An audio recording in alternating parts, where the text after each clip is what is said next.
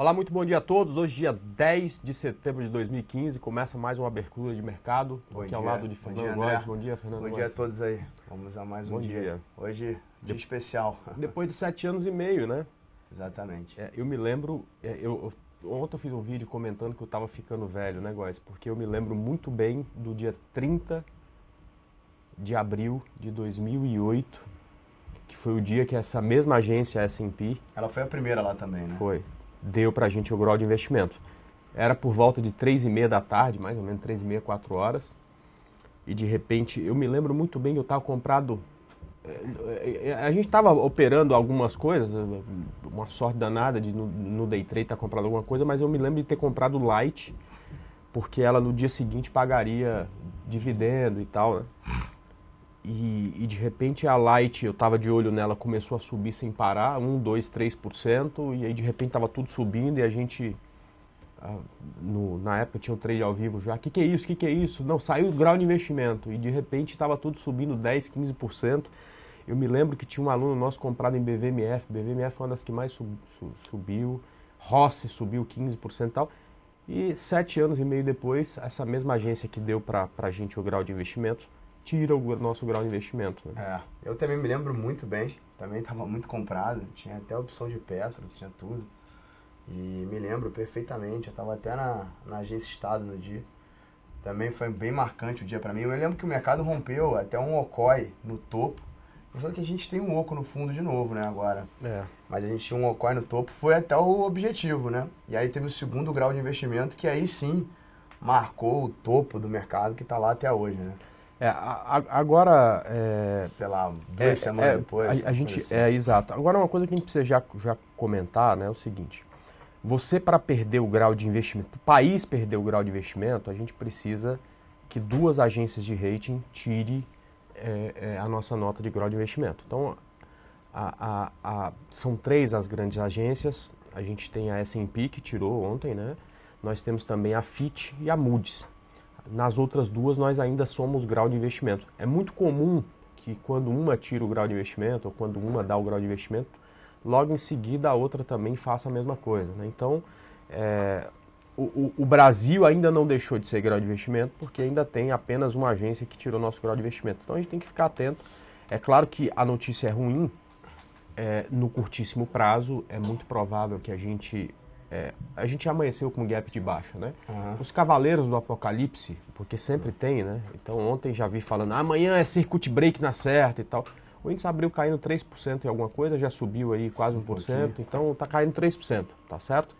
Algumas ações vão sofrer um pouco mais, ações do setor financeiro provavelmente vão vir para uma queda bem forte, a Petrobras vai vir para uma queda bem forte, BBAS provavelmente vai abrir com uma queda bem forte. Mas não necessariamente, pessoal, o mercado vai cair para 10 mil pontos, 2 mil pontos, 1000 pontos, como muita gente já está falando, tá? Então, antes de qualquer coisa, o que a gente precisa ter hoje é serenidade, perfeito? Vai ganhar dinheiro quem vender? Não faço a mínima ideia, né? Vai ganhar dinheiro quem dormiu vendido, isso com certeza, porque o mercado vai abrir com gap de baixa. Para quem está mais novo no mercado, né, pessoal? Eu acho que vale lembrar o que aconteceu em 2008. Né? Então, quando a gente recebeu o investimento grade, você acha que a gente subiu 30%, 40%, 50% depois disso? Não. Subimos, Góes? Não. Eu vou mostrar um gráfico aqui. Na verdade, o que parece é que a gente ganhou o grau de investimento no topo e a gente vai perder o grau de investimento no fundo. É claro que a grande pergunta é se esse fundo está aqui já registrado, o que também não é impossível.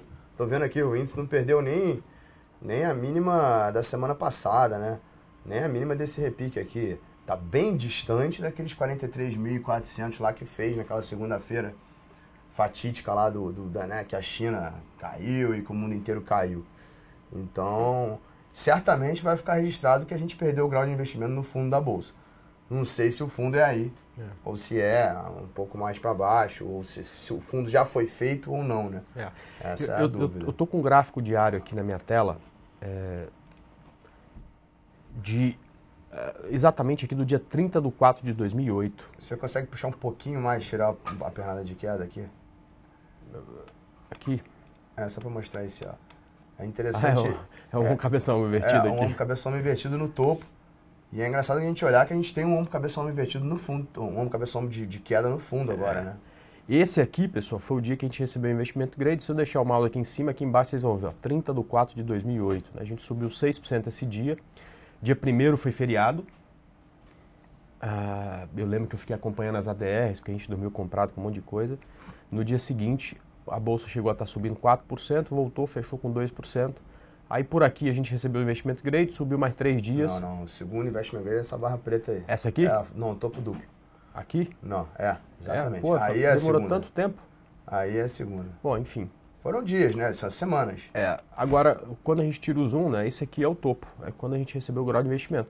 Aí alguém vai dizer, mas teve a crise de 2008. Teve, mas o que teve mesmo foi a gente receber o grau de investimento aqui, né? E portanto, né? Receber o grau de investimento ou perder o grau de investimento não significa que a bolsa vai subir quando você ganha, nem que a bolsa vai acabar quando você perde. Aliás, Góis, eu me lembro que eu estudei bastante esse negócio do grau de investimento em 2008 e na grande maioria dos países que receberam o grau de investimento, a bolsa ficou em queda nos 6 meses seguintes, justamente por quê? Porque durante 2, 3 anos ficou se precificando que esse país receberia o grau de investimento. Quando recebeu, o pessoal realizou lucro, enfim. Isso está acontecendo de novo. O mercado não trabalha no presente, ele trabalha no futuro. Isso é um fato, né? Sobe no boato, cai no fato e vice-versa. E isso é um fato. E outra coisa, né? Quanto tempo, né? O mercado foi bom. E a gente, né, nesse padrão de grau de investimento, né? Acho que até 2008 foi um mercadaço, né? Quem viveu sabe. Era um mercado maravilhoso, né? De muita liquidez, de muita alta, etc. E tudo isso sendo, né, classificado do jeito que a gente foi classificado hoje.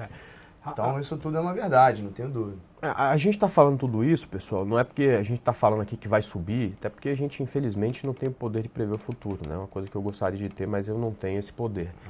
É muito mais para dar tranquilidade para todo mundo, tá? Então, eu acho que é o seguinte, para quem trabalha no longo prazo, é claro que precisa fazer uma reavaliação de quais são os setores que mais vão sentir com isso, de repente você melhorar a tua alocação de carteira por conta disso, vai ter empresas que vão sofrer um pouco mais, o dólar deve dar uma disparada e, portanto, quem investe no longo prazo em empresas que têm dívida em dólar precisa tomar mais cuidado, quem investe no longo prazo empresas que vendem para o exterior e recebem dólar, precisa talvez aumentar a alocação nessas empresas, enfim.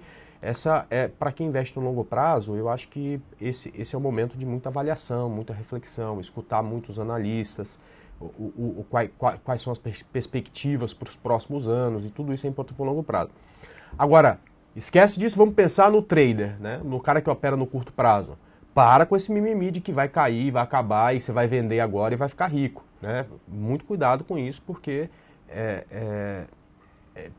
quando você tem esse tipo de informação, não necessariamente vai ganhar dinheiro quem vai vender, não necessariamente também vai ganhar dinheiro quem vai comprar. Então você, ao invés de ficar tentando tradear o investimento grade, né, a perda do investimento grade, trade o preço como você faz todo dia, tá? Todas as vezes que você se esquece do preço e vai operar no curto prazo baseado só na notícia, você acaba sendo penalizado, porque aí você se esquece de gerenciamento de risco, se esquece de um monte de coisa, certo?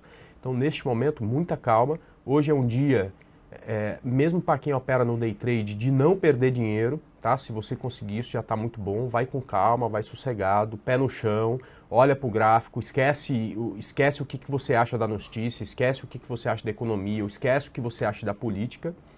E para quem vai operar no curto prazo, fica de olho no preço, tá? Ele aqui é o mais interessante. Eu acho que estava bem claro o que ia acontecer na abertura. Até acho que surpreendeu um pouco positivamente. Eu estava achando que a gente ia abrir aí mais para o 4, talvez até 6 do que para o 3, né? O dólar abriu com quase 3 de alta aí, 2,80. Isso aí já dobra, né? A queda da bolsa em dólar. Mas, então assim, a abertura era clara. A gente tinha aí um spread entre 3% e 6%. Agora o fechamento que é complicado. Eu acho que o fechamento pode acontecer da gente fechar em alta. Não me surpreenderia, né? Você ficaria surpreso se hoje desse 0,5 de alta no final do dia? Não, seria chato para os jornalistas, né? Quando falaram, perdemos o grau de investimento, não sei o quê, e a bolsa sobe 0,5%. Porém, é possível E também é possível que, de repente, não sei, um gringo venha zerando, alguém, e a gente, de repente, feche com menos 7, feche pior do que abriu. Exato. Então, assim, eu acho que o spread do fechamento é muito, muito largo, muito difícil de precificar. Mas, então, assim, a abertura é clara. Então, vamos ver.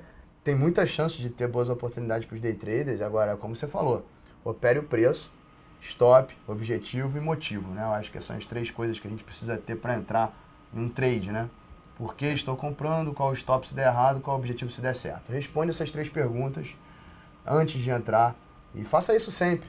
E também num dia de calor como hoje, principalmente num dia de calor como hoje, aí num dia de alta volatilidade, como já mostrou a abertura. O Helder, a gente não sabe prever o futuro, mas o Helder sabe. O Helder está falando que a bolsa vai a 39 mil pontos. Isso aí. Então, eu acho que de repente é 38.890, hein?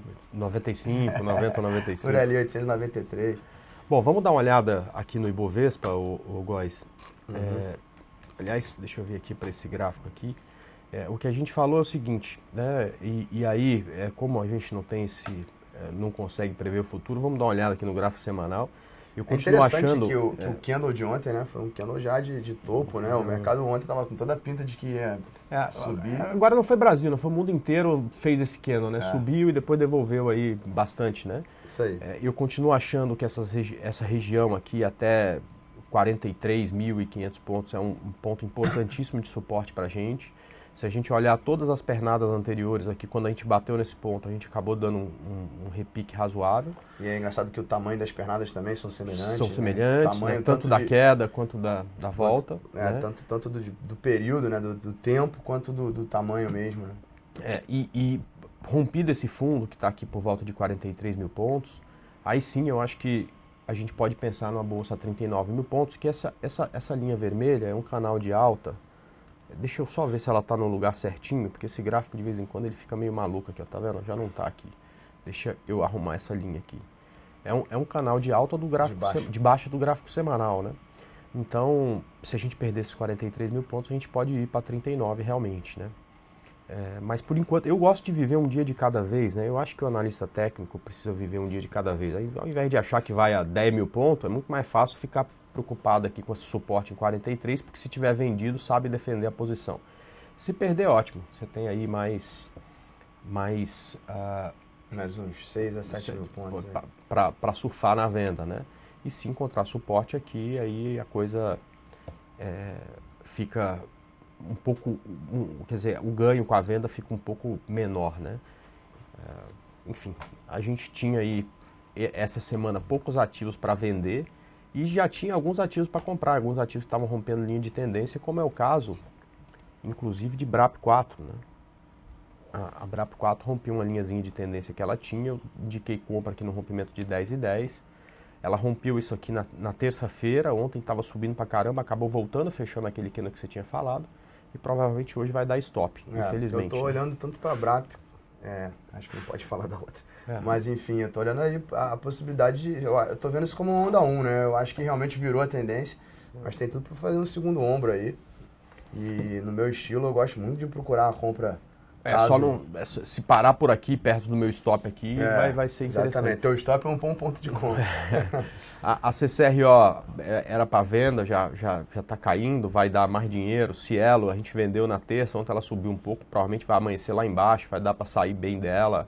A Estácio não deu venda, a Multi 3 deu venda e voltou a subir ontem, né? Provavelmente a gente vai conseguir comprar bem a Multi 3 aqui embaixo, também fazer uma boa operação. RADL, infelizmente, não deu venda. E a VEG deu venda, também é outra que deve abrir aí bem abaixo e, enfim, vale a pena até, de repente, de onde for a abertura, a gente modificar um pouco esses stops dessa venda. Vamos ver o que acontece a partir de abertura. Vamos ver se a gente tem siderúrgicas favor siderúrgicas e GGBR. Daniel, não vale muito a pena a gente ficar preocupado muito com o gráfico hoje, porque provavelmente depois da abertura, né, a gente vai ter um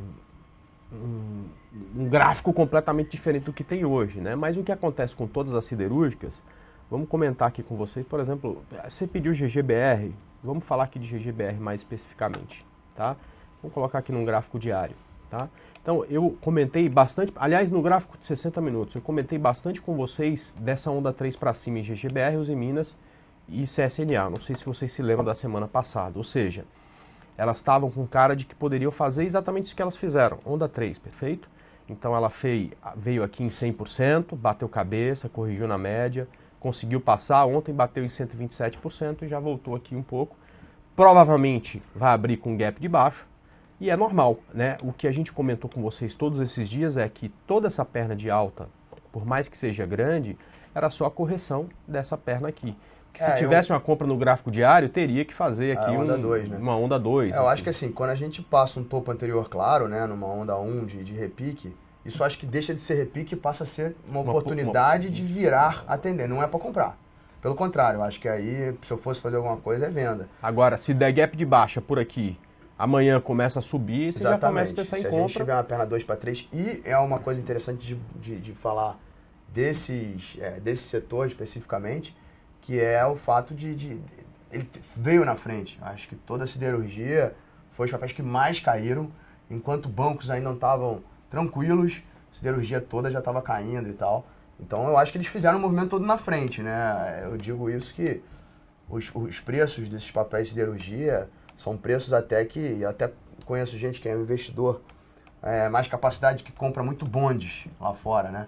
Que são renda fixas dos papéis. E eu conheço gente que falou até que estava comprando as ações porque os bondes estavam com tanto risco que eles achavam que o retorno nas ações seria maior, porque ou a ação quebra e aí o bonde pode dar default, pode ter algum problema, ou é para comprar a própria ação. E desde que eles falaram isso, realmente teve essa pernada 1 aí. Então eu acho que siderurgia é um papel que é um setor que já antecipou, já botou no preço. Estão com muita dificuldade o setor, mas o mercado já antecipou bastante isso daí. Diferente de bancos, diferente de outros setores aí. E aí dentro dos bancos, não sei se você tem visto, mas eu acho que o Banco do Brasil é um papel mais bonito para apostar na queda, né, na venda. Caso tenha a perda de suporte, etc., eu estou achando o Banco do Brasil um papel bem bonito. Além de estar quase perdendo fundo. Já perdeu linha de tendência já faz algum tempo, né? Essa linha de tendência. Agora, se você botar um semanal, você vê que a onda 3 dele é muito grande, né? Então, se a gente projetar isso aí com Fibonacci e tal, esse é um cabeção ombro e tudo, que já perdeu feio, né? Tá falando isso aqui, né? Isso aí. Então, se a gente projetar isso aí, ainda tem bastante downside. Você vê que não vê você nem vê a projeção. Agora é engraçado, né? YouTube 4 já fez isso, né? Já chegou nas projeções. Já chegou nas projeções e é também um ponto de suporte dessa linha de tendência. Exatamente. Aí que está a diferença entre Banco do Brasil, Itaú e Bradesco. Deixa eu colocar no gráfico diário aqui, puxar para o pessoal ver. O que a gente está comentando é a mesma coisa que a gente fez na BBAS, a gente vai fazer aqui em YouTube, que é projetar aqui a onda 3 para baixo. E essa onda 3, ela já veio aqui em 100% do tamanho da onda 3. É isso que a gente está comentando aqui. Exatamente. Agora, tem uma coisa que está muita gente perguntando, acho que vale comentar. A dúvida é, no que eu estou comprado, eu saio já na abertura, tiro o stop, espero ver o que acontece. Pessoal, exatamente hoje não dá para saber o que vai ser melhor, né? Você pode, por exemplo, deixar o stop, ser estopado na abertura e daqui a pouco o mercado sobe e fecha com 5% de alta, perfeito? Uma coisa improvável, mas pode acontecer. Mas no longo prazo, o melhor que você faz é seguir a tua estratégia. O que a sua estratégia manda fazer? A minha estratégia manda, você compra, coloca o seu stop e se o preço chegar lá, você estopa a operação, acabou. Se vai subir depois ou não, pouco importa. O que importa é que no longo prazo fazer isso dá dinheiro para mim. Não é à toa que a carteira do Estudo de Domingo está dando 80% em 3 anos, perfeito? Então essa é a minha estratégia e é assim que eu vou agir na situação de hoje, numa situação de mercado normal, em qualquer situação. Então qual que é a sua estratégia? Você faz isso todo dia? Né? Chega perto do stop, você tira o stop? Não? Então não tem por que fazer hoje, tá certo? Mas e se voltar? E se não voltar? Né? Eu acho que você tem que operar corretamente, não tem nada... A coisa mais importante de todas, primeiro, é definir a estratégia com antecedência.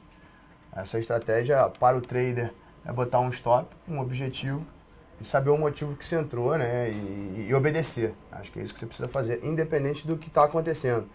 Né? Se tem investment grade, se não tem, se teve uma notícia, se não tem, se pagou dividendo, se não. Então, o mais importante é você pensar com antecedência. Agora, se você tem uma estratégia de investimento, aí com certeza você não vai zerar, porque a tua estratégia é qual? Eu quero investir nas ações a longo prazo. Aí você tem que acompanhar a empresa e não o preço. Quem opera o preço, nós traders, né, que usamos de análise gráfica e tudo, obedeça a sua estratégia. E opere sempre assim. E sinta-se acertando, né? Quando você estopar, ao invés de você ter um pensamento, putz, estopei, mas que saco, e ficar se martirizando, o que vai atrapalhar seus próximos trades, você se premie e fala, bom, segui minha estratégia, eu coloquei esse stop e estou obedecendo, estou operando corretamente. O que vai acontecer depois não interessa. Se ele vai subir depois do teu stop, te dar um que a gente chama de violino, se ele vai cair mais 10%, não vai te dar um tostão, né? Não vai tirar nem te dar um tostão a mais do que você já perdeu, enfim.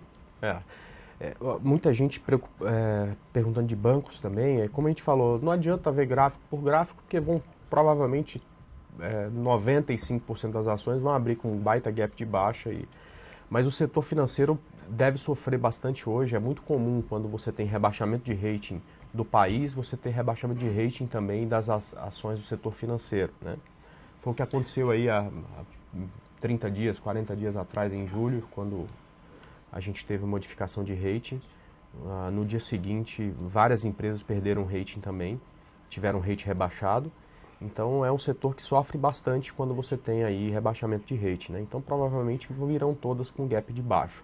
Tem pessoal perguntando se alguém pode ser beneficiado. Olha, empresa ser beneficiada com a rebaixamento de rating não tem nenhuma, né? O que a gente pode ter é empresa beneficiada com a alta do dólar. Exatamente. Né? Então, as ações do setor de madeira, papel e celulose, que são Fibre e Suzano principalmente, Klabin. Um pouco também a Klabin, né? A Embraer, você tem aí as BIF, que é o frigorífico Minerva, que inclusive eu dei na semana passada um call de compra, foi uma boa operação. Você tem JBSS e Mafrig, que também podem se beneficiar.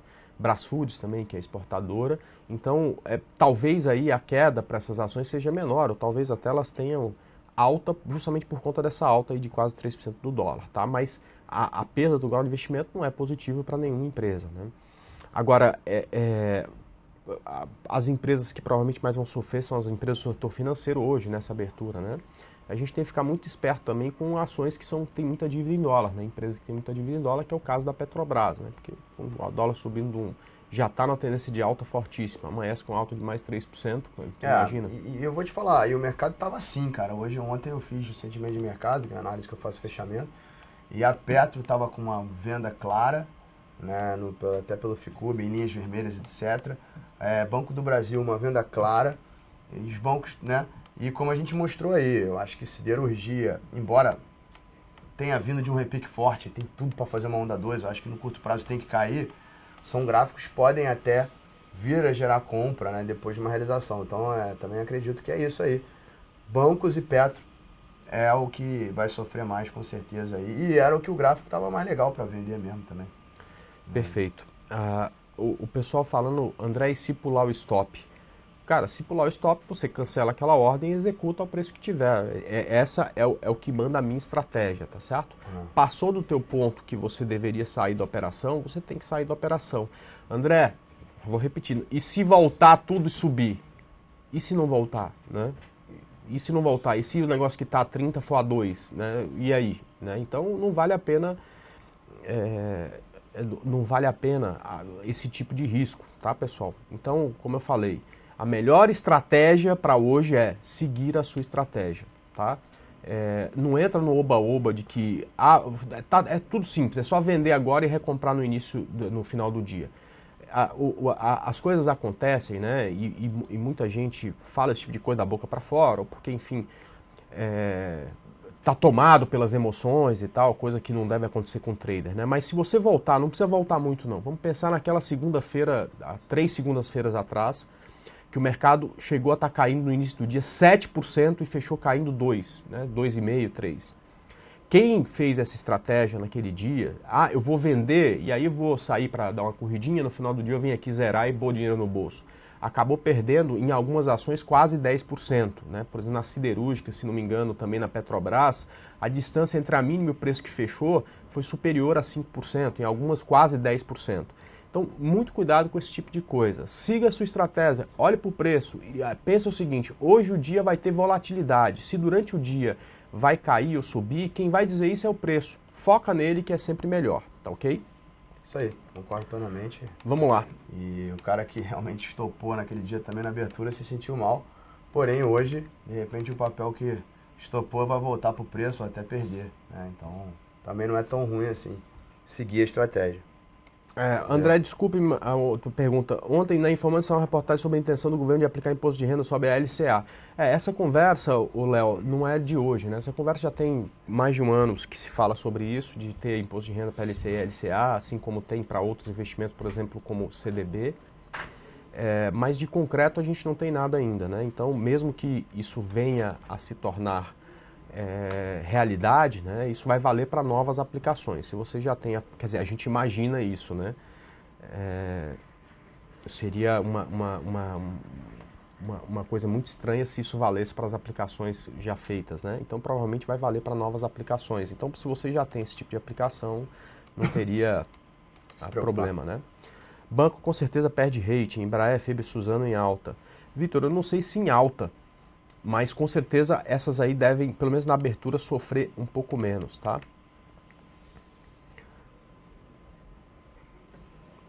O Noix, volatilidade é sempre bom, né? Sim. Será que essa é a hora de comprar dólar? Bom, é a mesma história, né? Nessa hora, é hora de seguir a estratégia, né? Então, o dólar está, na minha opinião, muito afastado das médias móveis, não tem chance nenhuma de comprar dólar. Eu falei, no estudo de domingo eu não dou call de BMF, nada de BVMF, né? Mas eu mostro lá pontos, a gente falou de comprar dólar aqui no rompimento dessa linha de tendência, a gente falou de comprar dólar há 3 semanas atrás, aqui no rompimento dessa região, que se eu não me engano era 3,60, aqui mudou o contrato, pode ter alguma alteração. Mas todas essas, né, quando o preço estava perto da média. Então a minha estratégia é, cara, uma boa compra ou uma boa venda com preço perto da média. Quando você tem o preço esticado, né, então olha, o dólar está fazendo uma perna de quase 25%. Eu não vou comprar dólar agora, né, então espera corrigir na média. E aí depois que você tiver um pivôzinho aqui, que seja um candle bonito, aí você começa a pensar em comprar dólar, mas aí gerenciando muito bem o risco, tá? Eu vou repetir o que eu falei, talvez aí nos últimos 5, 6 pregões. Eu não compraria mais dólar. Porque não vai subir? Cara, quem sou eu para dizer se o dólar vai subir ou não? É porque não atende a minha estratégia, né? Não se compra e não se vende tão longe das médias como tem aqui no dólar, tá? Então, não vejo compra por enquanto em dólar não, tá? Isso aí. Eu acho que para abrir comprado, né? Eu acho que o cara tem que já estar comprado, como você falou. Concordo com as tuas 2 últimas oportunidades, também dei compra nesses níveis aí, para swing trade. Talvez até um pouco antes, que eu faço uma estratégia um pouquinho diferente, mas eu preciso dar uma realizada aí. E se você tivesse muito bem comprado, não seria de todo ruim zerar, eu pensaria nesse caso até. Ou pelo menos botar no bolso, defender, subir o stop, né? Enfim, eu estaria pensando muito mais nisso. O cara que está com a direção, com o pé certo, né, que está realmente ganhando dinheiro com a alta do dólar, ele com certeza está pensando muito mais se zero ou não do que o cara que está fora olhando, e comprar agora realmente fica estranho. A Lui, oportunidade no Tesouro Direto, vale as taxas altas pelo risco país? A Lui, veja só, eu continuo achando que os riscos para investimento no Tesouro Direto, mesmo perdendo o grau de investimento, são riscos muito pequenos, próximos a zero. Se você tem investimento pré ou NTNB, por exemplo, provavelmente o que você tem hoje, o valor de face, o valor, né, que você vai ter amanhã vai ser menor, porque os juros muito provavelmente vão subir hoje, né? Porém, fica muito mais atraente para você fazer novas aplicações no Tesouro Direto, simplesmente porque muito provavelmente os juros que serão pagos no Tesouro Direto serão maiores, né? O Tesouro Direto está fechado aí, está aí ó, na tela. O Tesouro Direto suspende operações após o Brasil perder grau de investimento. Isso é para tentar ajustar a volatilidade para não ter tanto problema. Eu acredito ser bom, sim. Eu também. Aplicar claro. em renda fixa agora, tanto pós quanto pré. Acho que você tem que ser um pouco mais um pouco mais agressivo para entrar no pré, mas pode dar certo se a inflação realmente convergir e tal. Agora, pode acontecer num belo momento o governo tem que subir mais os juros, não é impossível isso. Mas eu acho que sim, com certeza, tá bom de operar, tá bom de entrar na taxa de juros. Eu sou favorável. André, pela possibilidade de outra agência seguir S&P, vale a pena entrar em fundo cambial para 90 dias? Método, como a gente falou, o dólar está esticado, né? Eu não entraria agora, tá? E é muito provável que outra agência siga S&P 500. É muito comum essas agências seguirem. Quer dizer, ninguém quer dar a primeira paulada, né? Mas depois que der a peneira, que o boi está todo troncho lá, sempre aparece mais gente para dar. Foi assim quando a gente recebeu, né? Ninguém queria dar, a S&P deu, 15 dias depois, eu não lembro se foi a Moody's, acho que foi a Moody's também deu. E é uma coisa que o mercado sabe, né? Então vamos ver como é que vai se comportar hoje, mas com certeza a pergunta que tinha é se estava ou não estava no preço o rebaixamento. Mas que a partir de hoje tá no preço já, sei lá quanto é que vai fechar o dia, mas que tá no preço que outra agência vai rebaixar, isso é um fato. Se por acaso não rebaixar, é que vai ter dinheiro para ganhar, porque certamente o mercado vai entender que agora, já que uma deu o primeiro passo, a outra dará, e isso vai estar no preço. Né? Talvez ainda não esteja, porque acabou de abrir, mas até o fim do dia vai estar no preço. O Daniel pergunta o seguinte: por milagre ou sorte, dormi bastante vendido. Espero a manada passar para poder me desfazer da operação, tipo umas 13 horas. Daniel, o que você deve fazer hoje é a mesma coisa do cara que está comprado. Segue a sua estratégia, tá certo? Segue a sua estratégia, sabe? Cara, porque se você tomar stop, você vai ter seguido a sua estratégia, que provavelmente você testou e dá certo a longo prazo. Não precisa se desesperar, nem nada disso. Ele tá um pouco diferente do cara que está comprado, ou seja, a situação é bem mais cômoda. O cara que está comprado pode ser que tenha que seguir a estratégia com um stop maior do que o que ele queria, e pode ser que você tenha que seguir sua estratégia com um ganho maior do que você queria, né? Exatamente. É isso, concordo plenamente. Sempre, né? Sempre. O mercado passa a ser fácil quando você começa a pensar assim, né? Você precisa de três perguntas e respostas para entrar num trade, né? Num investimento, qualquer coisa. Por que você está entrando? Qual o seu stop? Qual o seu objetivo? E a partir dali você só precisa seguir. Nem é tão difícil assim, né? E tudo isso, quando você deixa isso muito claro, você começa a tirar a parte mais difícil do mercado, que é o controle emocional, o controle psicológico. Então, quanto mais você segue sua estratégia, você obedece o que você pré-estabeleceu, mais fica fácil você controlar o emocional, controlar a psicologia e ser vencedor no longo prazo nesse mercado. Vídeo será que caiu aqui ou não? Caiu não, então foi só o meu que caiu. Pessoal perguntando bastante de Ambev, também deve sofrer nessa abertura. Queria mostrar o gráfico de Ambev, cara, porque é o gráfico mais desafiador para se operar. Eu particularmente gosto de um desafio. A Ambev 3, eu coloquei a Ambev 4, por isso que não é. Ele é um papel muito que o cara comprou, cara. O rompimento nele é bem difícil. Exatamente. Olha o que aconteceu. Naquela segunda-feira que, igual hoje, né, que o pessoal fala, não, é só vender e no final do dia você volta para pegar o dinheiro, né? A Ambev abriu a 17,23, caiu a 16,80 e fechou a 18. E esse 17, dá para ver ali o caixotinho. É o suporte aqui, né? É a antiga resistência do último caixote que fez. E acredito que esse caixote vai durar um tempo também. Exatamente. Usando a tua expressão, né, de caixote. O que aconteceu com a Ambev? Na terça-feira ela bateu aqui no teto dessa consolidação aqui, que eu chamo de caixote, né? Então, muito provavelmente volta. Eu conversei ontem com os alunos, muita gente comprado, eu até sugeri que saísse da operação, a gente não sabia que ia ter um gap de baixa, para voltar só no rompimento aqui dos 20,00. Mas hoje a gente pode ter ela aqui nessa região, que já dá, quem sabe, aí para sexta-feira ou para segunda, se o mercado não ceder tanto, uma oportunidade de compra, porque toda vez que vem aqui perto dessa região de 18, acaba ganhando força para ir lá nos 20, 18, 20, 18, 20. Se vier 18, stop aqui embaixo. Eu gosto de acreditar, por mais que esteja no topo, alguns autores não consideram tudo, isso aí pode ser um segundo ombro também. No 18, eu prefiro esse 18 agora, acho mais fácil comprar esse 18 agora do que aquele primeiro lá. Né? Porque Perfeito. Eu já tenho esse suporte aí consolidado, naquela época não era tão claro assim, né? Perfeito. Vamos lá, deixa eu ver aqui mais perguntas. Pode até cair e sobe. E papéis de exportadoras, a gente já comentou, eu acho que as exportadoras vai também sofrer por conta da perda do investimento de crédito, mas tem a alta aí de 3% do dólar, então deve sofrer menos, enfim. Agora, se tem um papel mais difícil que a Ambev é a Embraer, hein? Nossa, esse aí, Embraer... Quer dar uma olhada aí? Até posso, mas é feio demais. Não, é só para mostrar quanto é difícil. Então, pode mostrar a Embraer aqui. É um papel... Ele, de novo, né? Papéis muito difíceis, a estratégia do Caio comprou, ela é melhor do que qualquer outra, né? Essa linha verde aqui, que é um suporte que a gente usa justamente para isso, para seguir tendência e comprar nas quedas, vem funcionando. Agora, é um papel que todo rompimento que dá vem seguido, ó, rompeu o topo, baixa, rompeu o fundo, alta, rompeu o fundo, não sei o que, tenta romper o fundo. Enfim, é uma consolidação, uma coisa muito difícil. Totalmente irregulares os topos e fundos, então acaba com qualquer teoria de Dow, né, de topos e fundos ascendentes ou descendentes e tal. Acho que tem muito suporte nesse 22,40, mas eu não compro o rompimento desse papel. Aliás, eu não gosto de operar esse papel, não. Eu até um papel que eu não gosto de fazer trade, que eu não gosto de usar gráfico, é a Embraer, já tem tempo já. Não, eu até gosto, mas aqui nos últimos 6 meses ela rompe fundo e rompe topo daqui para ali, não tá nem aí para análise técnica, para qualquer outra coisa, né? Consolidou mesmo. Exatamente.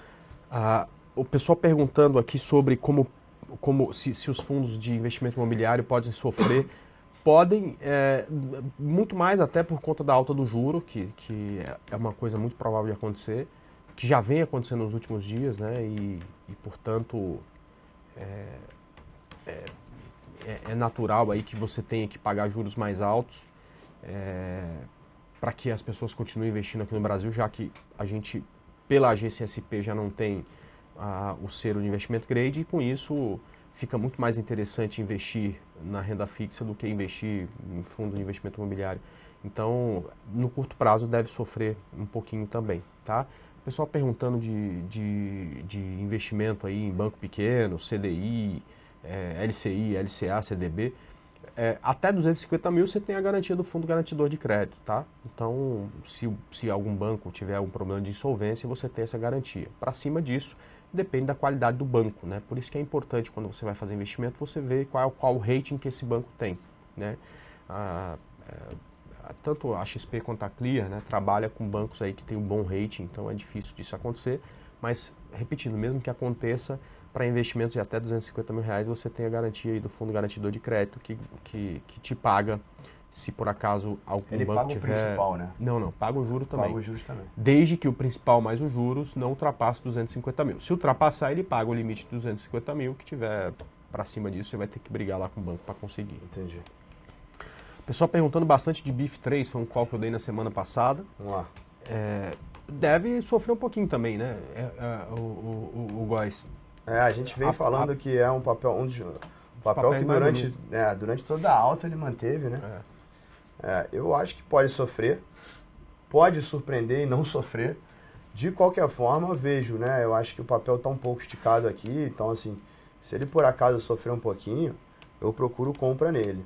Ou qualquer candle com massa maior que gere um pivô e gere um stop para você comprar e botar um fundo no stop anterior. Ou caso tenha uma lateralização, né, e tal, de repente até um próprio rompimento de algum topo, contanto que gere também, né, um stop para você, né, mesma coisa aqui. Então eu estou procurando compra ou já estou comprado, né. O stop está um pouco longo devido ao tamanho dessa pernada. Acho que o stop seria, mesmo que eu botasse o intermediário, seria tipo 10,90, né. Então ele está precisando dar uma pivoteada. Agora é um papel que está bonito, já deu várias compras aqui. A gente comentou, eu lembro que as últimas vezes que a gente veio aqui, um dos únicos papéis que a gente comprava era BIF3. E Fibra e Suzano, que também é um ano inteiro assim, né? Como a gente já vem falando. O Cavendish está falando, André, você vendeu SUSB 2 vezes nas últimas semanas por conta de um bebê abandonado. Na verdade, eu falei de venda em SUSB 2 vezes. A segunda venda não foi acionada, a primeira sim. A gente encerrou a operação, fez a operação na terça, encerrou na sexta, perdendo 0,5% ou ganhando 0,5%. E ele pergunta se não acha que a venda foi muito precipitada. Cavendish, não, esse padrão sempre que surge no gráfico, eu costumo fazer a venda logo que ele é confirmado, ou seja, após o terceiro candle, né? Ela corrigiu um pouco. O que tem gap mesmo, funcionou, né? Exatamente, por isso que nessa primeira semana deu. O que não deu para fazer foi a segunda operação, porque ela acabou subindo. Né? Deixa eu mostrar isso aqui. Isso aqui é um papel, cara, quem me acompanha aí com Batalha do Século, etc., venho falando que desde o final do ano passado, na verdade, o quanto eu acreditava que esse papel seria a grande surpresa e o melhor papel da Bolsa mesmo, né? E toda vez que vem na linha verde, compra. Essa aqui foi a que eu fiquei um pouco mais inseguro, né? Mas foi compra aqui. E, de novo, continuo achando que se voltar na linha verde, caiu, comprou. Essa é uma estratégia que eu uso e faço ela até ser estopado. Por enquanto, ela funcionando bem. Tá funcionando muito bem. Agora, é aqui mostrando o bebê abandonado, para quem não entende. Quando a gente tem um gap, um doji, né, uma cruzinha, e o outro gap na confirmação. E funcionou, né? Não, mas funcionou, mas foi uma queda muito pequena. Geralmente, eu nunca tinha visto esse padrão dar errado. Geralmente, esse padrão traz reversão de tendência, né? Mas, enfim, aí tomou stop. Mas, em compensação, a gente teve muito papel na venda que deu... Você tomou stop lá em cima? Não. Todas as minhas operações swing trade, a gente encerra na sexta-feira, né? Então, a primeira venda, na sexta-feira, estava lá 0,5% acima, abaixo, não lembro. E a segunda não chegou a acontecer. Tá, ok. Mas, se tivesse acontecido, eu teria tomado stop no topo no topo aí, onde está a sua linha vermelha. Né? Ah, entendi. Então... O Alex está falando, né? Ao meu ver, o bebê abandonado trouxe correção e não reversão. É isso aí, Alex. Fechado, mas eu estava apostando realmente numa reversão, que não aconteceu. E aí, como o mercado tem sempre razão, né? Admitir que errou. Então a gente errou aí. Achou que ia cair e não caiu. O bom foi que deu para vender muito papel. Né? Então você teve aí... Só na semana passada, a gente tomou um stop semana passada na venda. Eu vendi CSNA, ela subiu no mesmo dia, estopou no mesmo dia. Uhum. Mas você teve sete papéis que a gente vendeu semana passada que caíram mais de 2%. Né? Foi uma boa semana de venda. Né? Agora, na SUSB realmente não teve esquema semana passada na venda, ela subiu. Parabéns, inclusive, para quem acreditou diferente, né? Para quem comprou. E a pergunta também, eu acho que fala um pouco do que pode acontecer. Quer dizer, nenhuma empresa vai ser beneficiada porque a gente perdeu o rating, né? Mas as empresas exportadoras podem ser beneficiadas porque com a perda do rating o dólar sobe, está subindo já quase 3% e tende a subir nos próximos dias. É isso, né? Exatamente. Não é uma coisa direta. Com certeza ninguém se beneficia diretamente, mas quem tem a receita em dólar se beneficia no segundo momento. Isso aí. Bom, acho que então a gente falou no ponto certo. Acho que o resumo de tudo siga a sua estratégia. Sem cautela, desespero, sem mimimi, sem nada disso. O mercado ele trabalha no futuro, ele não trabalha no presente. A gente não sabe o que ele vai precificar para frente. Mas a grande verdade é que muito disso já estava precificado, talvez um pouco antecipado, mas já estava precificado. Então, faz parte. E se a gente olhar para o passado, o investment grade deu uma grande aula para a gente não se emocionar muito com esse tipo de coisa. Né? Vamos ver como é que o país vai se comportar daqui para frente e o preço vai querer sempre antecipar tudo que a gente vai ter. Perfeito. Muito obrigado aí, Fernando Góes, pela participação. Obrigado, André. Deixa eu chamar aqui o Ricardo Kim. Bom dia, Ricardo Kim. Como está hoje aí, já que você vive num país aí, pelo menos por uma agência, sem o grau de investimento? Bom dia, André. Bom dia, pessoal. Isso aí, hoje o tema do momento vai ser esse rebaixamento pelo S&P. Vocês devem ter comentado bastante, já olhado bastante o gráfico, mas essa é a questão. A gente tem 3 grandes agências ali avaliando o Brasil e a principal delas, o S&P, ela acabou rebaixando ontem a gente para grau especulativo. Todo mundo já esperava, vocês bem comentaram ali. Agora, se a gente olhar o CDS, que é aquele indicador que mede o risco de um país, então quanto maior, pior, o nosso CDS já estava em linha com a Rússia, até passou hoje, batendo 400 acima da Rússia, que já tinha perdido o grau de investimento. A gente está ali acima de Croácia e Turquia, que são alguns países que ou acabaram de perder ou estão para perder e tem esse indicador bem menor. Então, bastante coisa no preço. De qualquer forma, isso traz um pouco de turbulência ali. Lá fora, a gente viu ontem no After o EWZ, que nada mais é que o índice aqui, o Ibov em dólar, chegou a bater mais de 10% de queda, Petro também. Na verdade, EWZ caiu 7% e Petro quase 14%, mas de qualquer forma o índice futuro aqui caindo apenas 3%, a gente até achou que ia ser uma queda mais brusca, mas a gente vai falar disso um pouco mais e até das nossas pesquisas, falando, para onde que poderia ir esse índice, André? Bom, beleza. Então, espero que todos aí tenham um bom dia. Eu vou lá para minha sala, lá para a Arena do Investidor. Estou lá durante todo o pregão auxiliando os investidores. E repito, né? Então para de mimimi de que vai acabar o mundo, que vai subir, o que vai isso, porque você, nem eu, nem ninguém tem o poder de prever o futuro. E siga a sua estratégia. Gustavo, Kim, bom call de abertura aí e até amanhã. Amanhã a gente está de volta às 9 da manhã. Obrigado, André. Então a gente vai começar aqui a nossa reunião matinal, hoje 10 de setembro, quinta-feira. Como eu acabei de mencionar, o principal assunto vai ser a queda aí e rebaixamento pelo S&P do Brasil a grau especulativo. Lembrando que a nossa nota era BBB- e foi para BBB+. O que surpreendeu o mercado foi justamente o outlook negativo, então perspectiva, além de rebaixar o rating, a gente tem uma perspectiva negativa e também o timing. A maioria dos investidores já acreditava nessa queda aí, nessa perda do grau de investimento, mas todo mundo esperando para o início do ano que vem e não foi o que ocorreu. Já ocorreu isso ontem, então o que mais chamou e surpreendeu foi o timing. Mas como eu falei, muito da queda em si e da perda do grau de investimento já estava nos preços, né? O CDS, que é aquele indicador que mede o risco do país de dar calote, quanto maior, obviamente pior. A gente já estava em linha com a Rússia ali, o CDS do Brasil bateu 400. Para a gente ter noção, a Rússia, ela negocia 370 e Croácia, que não tem o grau de investimento, 250, e Turquia, que está para perder o grau de investimento, 290. Então muita coisa já no preço, todo mundo já tinha esperado, já estava esperando na verdade, só que esse timing foi um pouco antes. Outra coisa para chamar atenção, como eu tinha comentado, a gente tem 3 agências avaliando, as 3 principais agências. O S&P rebaixou, mas a gente tem a Fitch ainda 2 graus acima do grau especulativo, então ela deve se pronunciar, porque é a única que não se pronunciou recentemente. A gente deve ver aí nas próximas semanas a Fitch ou rebaixando a grau especulativo ou até só rebaixando 1 grau. Se a Fitch rebaixasse só 1 grau, a gente ainda seria a grau de investimento por essa agência, e a Moody's também, a gente ainda é grau de investimento. Então, no resumo, o S&P rebaixou a gente para grau especulativo, mas as outras 2 agências ainda mantêm o grau de investimento. Então, para a gente oficialmente perder o grau de investimento, mais uma agência teria que nos rebaixar. Então, a gente tem que ficar muito de olho aí na Fitch, que é provavelmente a próxima ali nas próximas semanas a dar o seu parecer.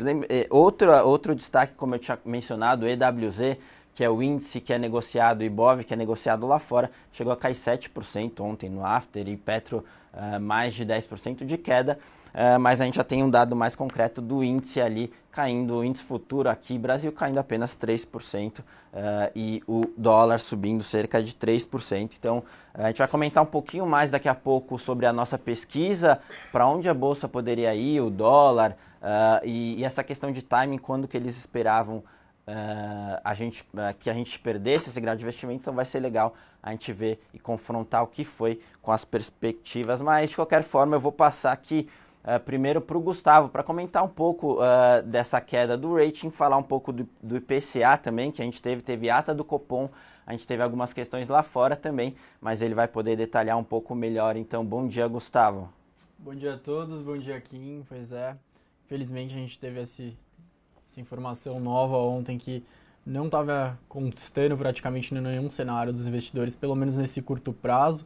A maioria dos investidores já considerava que a gente não conseguiria manter o grau de investimento pelo menos até o final de 2016, mas poucos achavam que a gente já perderia agora em 2015. Como o Kim falou, a gente ainda precisa que mais uma agência rebaixe a gente para ficar oficialmente sem o grau de investimento, mas de qualquer forma, a S&P é praticamente antecedente em quase todos os movimentos, foi antecedente na hora de subir o rating, também foi agora na hora de tirar. Então a gente deve ver nos próximos meses uma movimentação. Com certeza a gente deve ver uma movimentação pelo menos da Fitch, que é aquela que está com 2 graus em cima da divisória entre grau de investimento e grau especulativo. A Moody's a gente ainda não tem uma certeza tão grande se eles vão dar um tempo maior para a gente apresentar um orçamento melhor, algum sinal de que a gente vai conseguir organizar a nossa casa e não perder esse grau de investimento, pelo menos pela Moody's. Como quem falou, a gente já estava com o CDS praticamente estourado acima de diversos países que não tem grau de investimento mais, ou que tem grau, mas já tinha uma perspectiva negativa desde julho, desde junho, desde o começo do ano. O governo, à medida que foi mostrando orçamentos piores, que foi tendo seus projetos sendo rejeitados na Câmara, foi ficando com esse déficit maior, o mercado foi entendendo que ficaria cada vez mais insustentável esse grau de investimento, e de fato a gente chegou aonde a gente chegou agora com a S&P rebaixando a gente. Bom, além do grau de investimento, a gente teve pela manhã, primeiro dos outros dois destaques, foi a ata do Copom. De novo, eles reiteram que eles vão ficar vigilantes em casos de desvio significativo das projeções que eles têm para a economia nos próximos anos. Então, eles ainda vão ficar bastante atentos à inflação, embora eles falem novamente que eles acreditam que a inflação vai convergir para o centro da meta de 4,5% já no final do ano de 2016, no próximo ano. Mas eles vão ficar bem atentos se o cenário vai mudar bastante. Obviamente, com o que ocorreu ontem, isso vai impactar bastante as decisões futuras deles.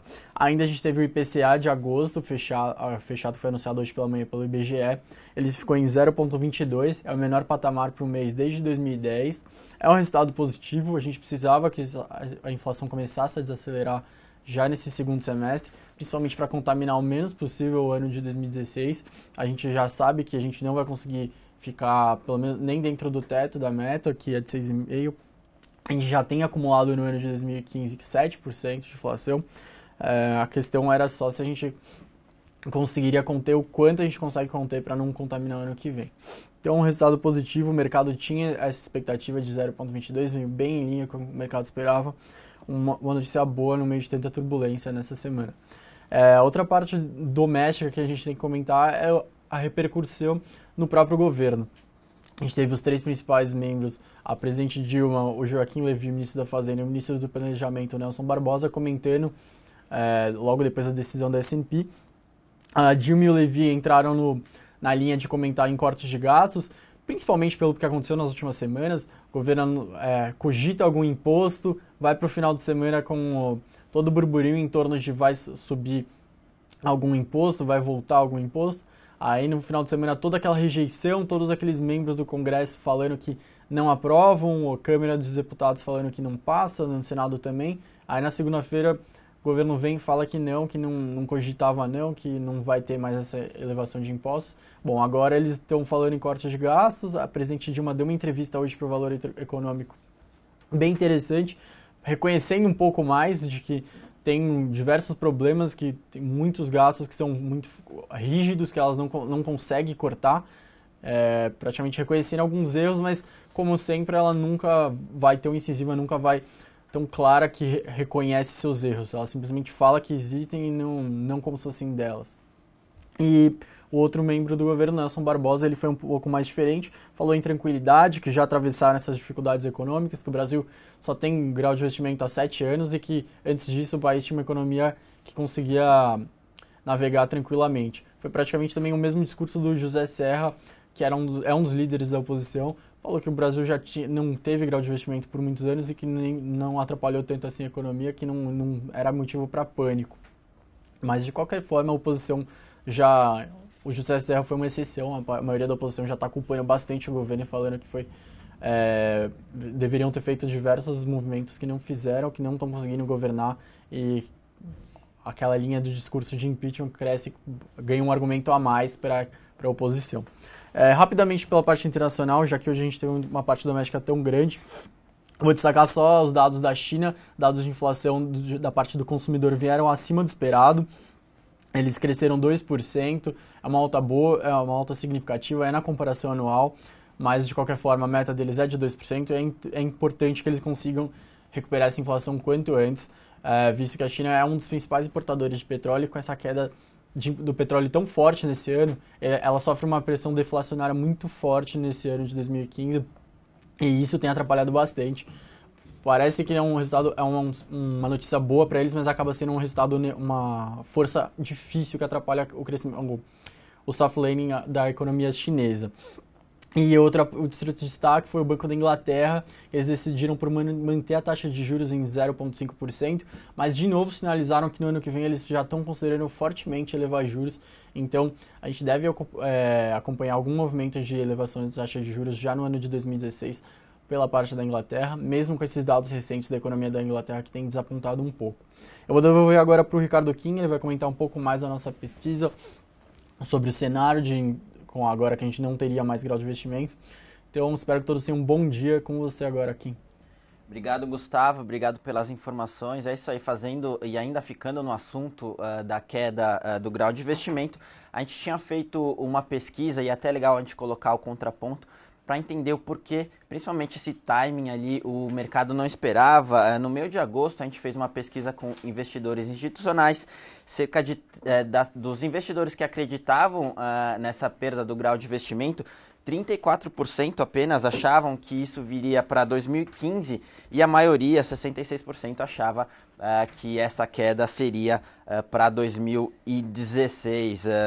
A gente fez também uma pesquisa com relação ao dólar. Os investidores, a maioria, cerca de 90%, acreditava que o dólar iria para cerca de 3,90. Então a gente já está quase lá em termos de dólar. Agora é interessante falar de bolsa. A gente perguntou para onde iria a bolsa, né, se o Brasil perdesse o grau de investimento. Então a maioria dos entrevistados falaram no intervalo entre 40 mil pontos e 45 mil pontos. Então aqui a gente está falando uma média de 42.500, isso representaria uma queda para o fechamento de ontem de cerca de 9%. Como eu tinha comentado até a hora que eu saí da sala, o índice caía 3%. Nesse nível de 42.500, o preço sobre lucro da Bolsa estaria cerca de 10,2 vezes, enquanto a média ali dos últimos 3 anos é 10,8. Outro destaque se a gente for lembrar, há algumas semanas atrás a gente teve, quando a gente teve aquele corte no orçamento para 2016, o Ibov no intraday chegou a bater 42.800, alguma coisa nesse sentido. Então, de novo, é legal a gente botar esse contraponto dos investidores achando que o Ibov tenderia aí para o 42.500. Então, essa foi aquela nossa pesquisa que a gente tinha feito com os investidores para entender o sentimento de mercado caso ocorresse uma perda, né, no grau de investimento.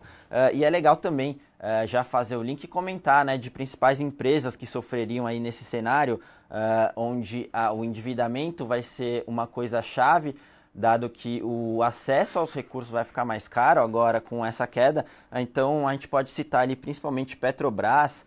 Obviamente a maior parte do endividamento da Petrobras, mais de 70% é em dólar, então só da esticada do dólar a gente já consegue ver um aumento grande no endividamento.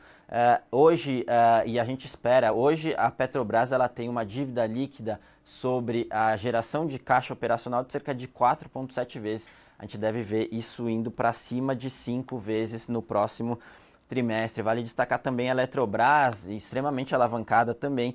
As siderúrgicas, principalmente CSN atingiu ali 5,6 vezes dívida líquida sobre geração de caixa operacional, extremamente alavancada. Ela já falou de vender ativos, mas de qualquer forma, essa questão de perda do grau de investimento pelo S&P deve agravar ainda a situação da CSN e das demais siderúrgicas. A gente tem o IBR também extremamente alavancada.